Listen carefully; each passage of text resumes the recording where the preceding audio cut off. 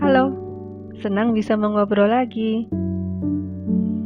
Ada fase dalam hidup di mana kita tahu apa yang bisa kita lakukan. Kita tahu potensi kita. Kita tahu, kalau mau jujur, kemana langkah ini harusnya diarahkan. Dan justru di titik itu, kita berhenti. Bukan karena tidak tahu, bukan karena tidak mampu, tapi karena memilih tidak bergerak.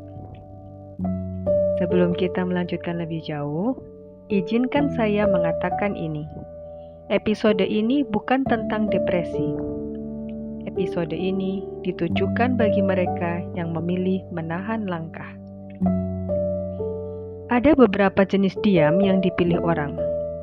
Diam yang tenang, diam yang tampak rasional, diam yang bisa dijelaskan dengan 1000 alasan yang terdengar dewasa, diam yang bukan lahir dari ketidakmampuan, tetapi dari keputusan batin untuk tidak melangkah. Di beberapa negara, sikap menarik diri dari tuntutan hidup dikenal dengan banyak istilah. Tangping, Satori Generation, Sampo Generation, Anti-Hustle Movement, rebahan, sebuah pilihan untuk tidak lagi ikut dalam kompetisi yang terasa melelahkan dan tidak memberi kepastian. Respon generasi muda terhadap tekanan struktural, biaya hidup yang tinggi, kompetisi kerja yang ketat, ketimpangan peluang, dan janji bahwa kerja keras sama dengan sukses yang semakin diragukan. Istilahnya berbeda, konteks budayanya tidak sama, tapi menggambarkan satu hal yang mirip. Ketika melambat atau berhenti sejenak muncul sebagai mekanisme perlindungan diri.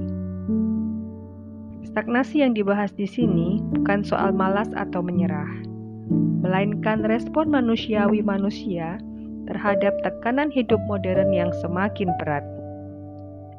Bukan karena mereka tidak bisa berjuang, melainkan karena sudah berjuang terlalu lama dan tidak pernah sampai. Maka tubuh memilih berhenti, batin memilih aman. Ada yang memilih tidak mengembangkan potensi diri karena takut akan kegagalan. Stagnasi seperti ini sering disalahpahami sebagai kemalasan. Padahal lebih sering merupakan strategi perlindungan. Selama saya tidak mencoba, saya tidak perlu berhadapan dengan kemungkinan gagal. Gagal menimbulkan kekecewaan. Kekecewaan memunculkan emosi negatif. Emosi negatif menghabiskan energi.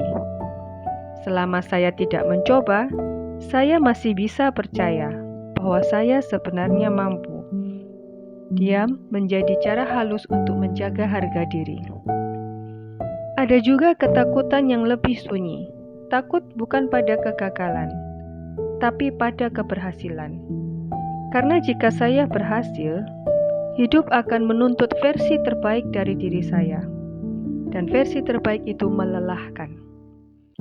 Ia menuntut konsistensi, ia menuntut tanggung jawab, ia menuntut saya hidup sesuai potensi yang selama ini hanya saya kagumi dari jauh. Dibanding itu semua, stagnasi terasa lebih ringan, lebih bisa dikendalikan.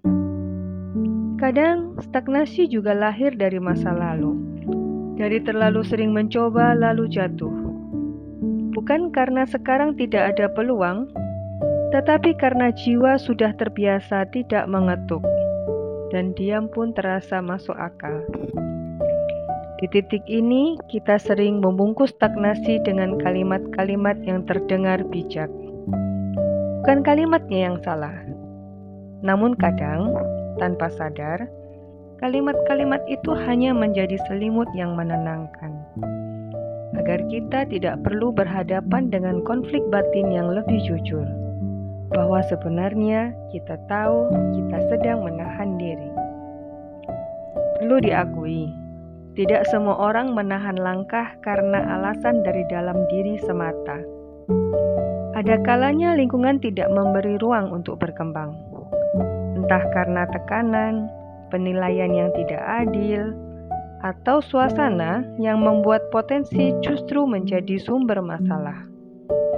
Dalam kondisi seperti itu, memilih diam atau menarik diri bisa menjadi cara bertahan, bukan tanda menyerah.